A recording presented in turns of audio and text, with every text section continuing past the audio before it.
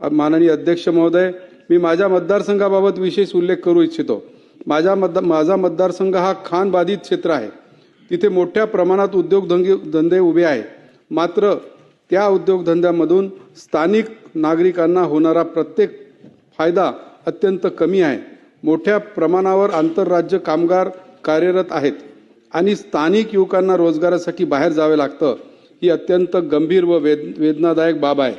अध्यक्ष महोदय, कोणताही उद्योग स्थापन होताना त्या उद्योगाचे किमान 80% रोजगार स्थानिक नागरिकांना देणे बंधनकारक करावे। जर त्या भागातील युवकाकडे आवश्यक कौशल्य स्किल उपलब्ध नसेल तर शासनाने तात्काळ कौशल्य विकास प्रशिक्षण देऊन त्यांना सक्षम करावे। त्यानंतरच बाहेरील कामगारांना प्राधान्य द्यावे।